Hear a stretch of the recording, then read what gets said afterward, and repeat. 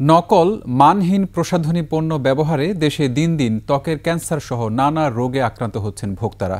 মানহীন পণ্য বন্ধে বিএসটিআই ও ভোক্তা অধিকার সংরক্ষণ অধিদপ্তর অভিযান চালালেও কমছে না ভেজাল পণ্যের দৌরাত্ম্য।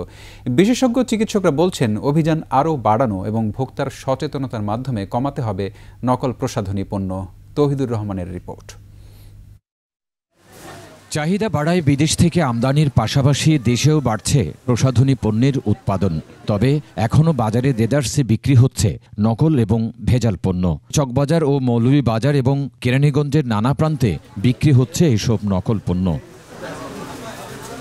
বাজারে কোরিয়ান বিউটি, চাঁদনি, হুরেইন, ব্ল্যাক স্পা নামের ক্রিম নকল হচ্ছে বেশি। আবার পাকিস্তান ও কাশ্মীরের কিছু পণ্যের নামেও নকল পণ্য তৈরি হচ্ছে এখানে। অনেক সময় প্রোডাক্টসগুলো থাকে না, যেগুলো রিয়েল অরিজিনাল কোনো কিছু দিয়ে বানানো হচ্ছে না, যেটা পুরো টোটালি ফেক জিনিস থেকে বানানো হচ্ছে।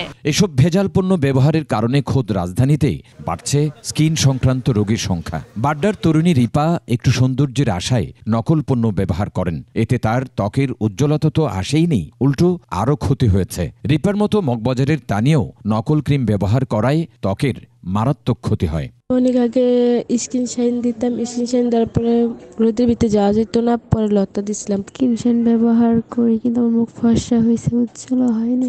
বিশ্ব স্বাস্থ্য সংস্থা বলছে 2020 সালে স্কিন ক্যান্সারে আক্রান্ত হয়ে বাংলাদেশে অন্তত 850 জন মানুষ মারা যান। না বুঝে কিন্তু আমরা অনেক সময় দেখা গেছে যে বিভিন্ন ধরনের প্রোডাক্ট ইউজ করছি, বন্ধ করছি, ভালো রেজাল্ট পাচ্ছি না, আবার আরেকটা ইউজ করছি। সো ডিফারেন্ট প্রোডাক্ট ইউজ করে আমরা স্কিনের অনেক ক্ষতি করে ফেলছি। নকল ভেজাল পণ্য বন্ধে বিএসটিআই সহ সরকারের সংশ্লিষ্ট প্রতিষ্ঠানগুলো বিভিন্ন সময় অভিযান চালিয়েছে। অভিযানে কেরানীগঞ্জের সামেদ কসমেটিক সহ যাত্রাবাড়ির মমতাজ ফুড অ্যান্ড বেভারেজের বিরুদ্ধে দেশি বিদেশি প্রসাধনী কোম্পানির পণ্য নকলের অভিযোগ রয়েছে। মাঠের অলরাউন্ডার আমি, আর ঘরের অলরাউন্ডার টাইলক্স।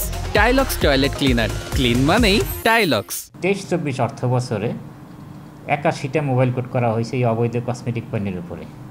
98টা মামলা দায়ের করা হয়েছে, 37,10,000 টাকা জরিমানা আদায় করা হয়েছে, একটা প্রতিষ্ঠান সিলগালা করা হয়েছে, একজনকে কারাদণ্ড প্রদান করা হয়েছে। এই কার্যক্রম আমরা প্রতিনিয়তই আমরা এই কাজ করছি। নারকেল তেল, হ্যান্ড ওয়াশ, লিকুইড ক্লিনার সহ মশার কয়েল নকলেরও অভিযোগ আছে। তৌহিদুর রহমান, 21 টেলিভিশন, ঢাকা।